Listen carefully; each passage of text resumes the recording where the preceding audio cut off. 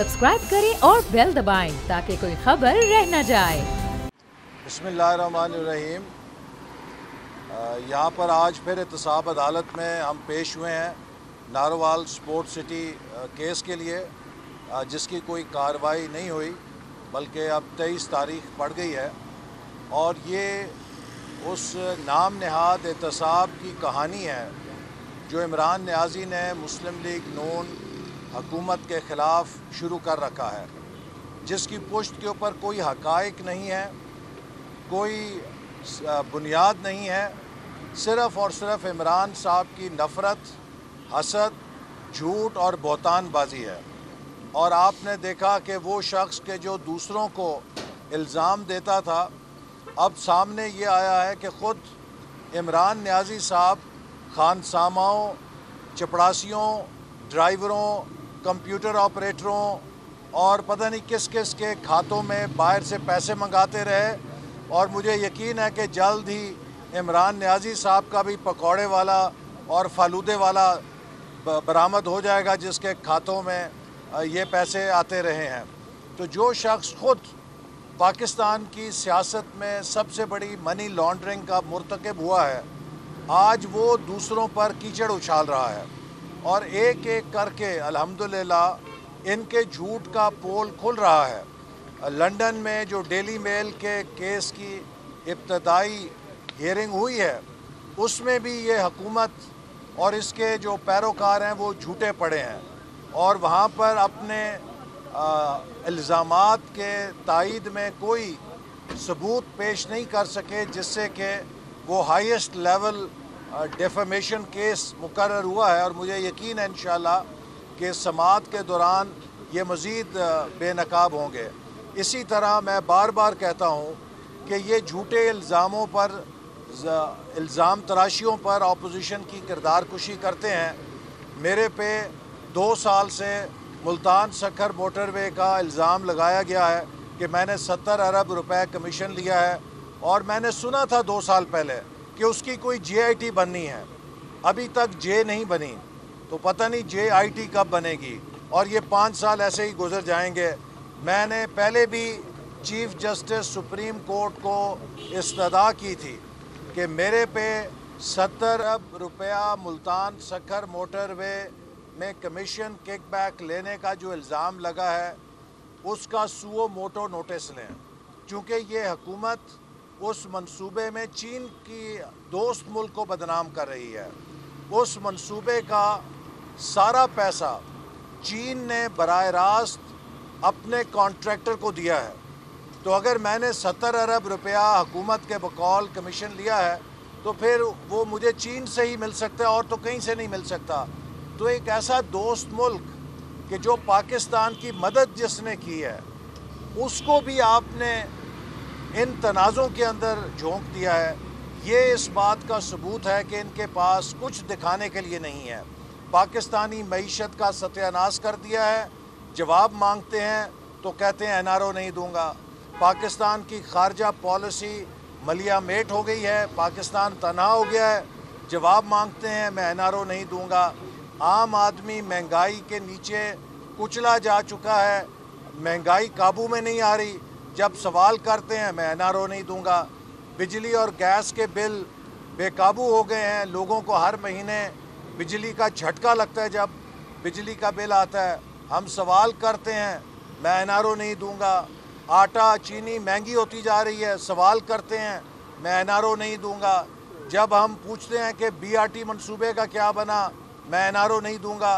तो ये NRO नहीं दूंगा सरकार पिट चुकी है, नाकाम हो चुकी है, फेल हो चुकी है, और झूठ के इस कारोबार से अब ये मुल्क नहीं चल सकता।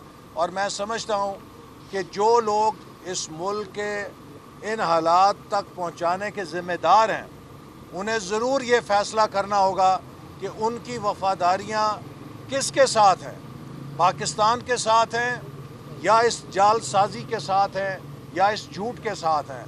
और पाकिस्तान के लिए अब एक डिफाइनिंग मोमेंट आ गया है कि क्या पाकिस्तान ने एक और बर्मा बनना है, या पाकिस्तान ने कायदे आज़म की विज़न के मुताबिक एक वफाकी पार्लिमानी इस्लामी जमहूरिया बनना है, جس میں عوام کے سیاسی اور معاشی حقوق کی حفاظت کی جا سکے، اور یہی وہ جدوجہد ہے جو پی ڈی ایم کر رہی ہے، اور ہم اس حکومت کے ان جھوٹے کیسوں سے مروب نہیں ہوں گے، اور انشاءاللہ تعالی پاکستان کے عوام کو وہ منزل پہ پہنچائیں گے جو ان کا حق ہے، جسے پچھلے 70 سال سے چھینے رکھا گیا ہے۔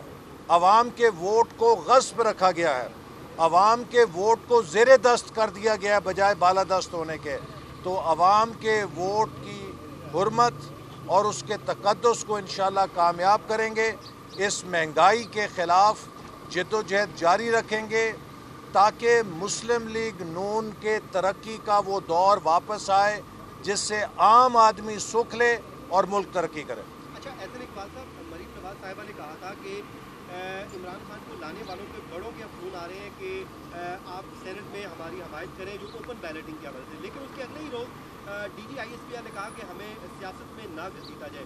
تو آپ ان کے نام بتا سکتے ہیں کہ کس کس کو فون کس نے کیا، اور ڈی جی کے بیان کو آپ کیسے دیکھ رہے ہیں؟ دیکھیے، جو D G I S P R نے بیان دیا ہے، اگر مستقبل کا وہ آئینہ دار ہے تو ہم اس کا خیر مقدم کرتے ہیں، چونکہ ہماری جدوجہد کا مرکزی نقطہ یہ ہے کہ فوج اور فوج سے متعلقہ سیکیورٹی ایجنسیز، ان کا سیاست میں کوئی عمل دخل نہیں ہونا چاہیے۔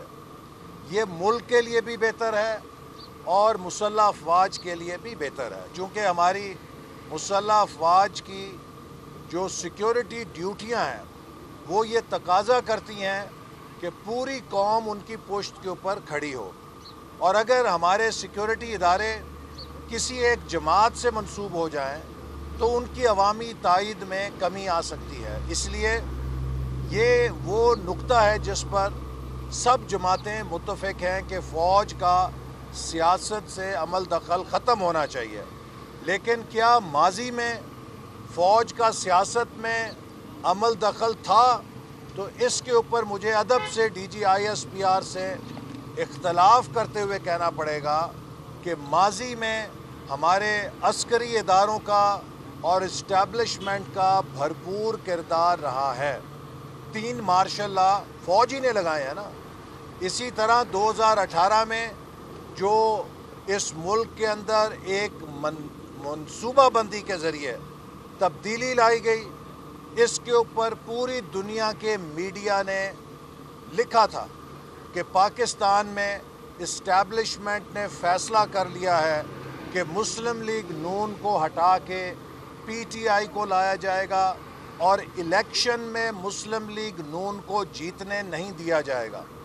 اور اسی لیے ساؤتھ پنجاب میں ہمارے خاص طور پہ کینڈیڈیٹس کو ٹارگٹ کیا گیا، انہیں مختلف حساس اداروں کے دفاتر میں بلایا گیا، انہیں دھمکایا گیا، انہیں کہا گیا کہ آپ مسلم لیگ نون کے ٹکٹ چھوڑیں اور پی ٹی آئی کا ٹکٹ لیں۔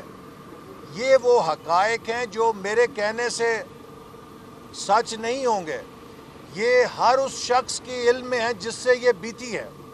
تو وہ چیز جو یہاں پر ہو چکی ہے ہم اسے جھٹلا نہیں سکتے، لہٰذا ہم چاہتے ہیں کہ اس ماضی کے جو رویے تھے ان سے ہٹ کے اس ریاست کو اب سچے معنوں میں جمہوری ریاست بنایا جائے۔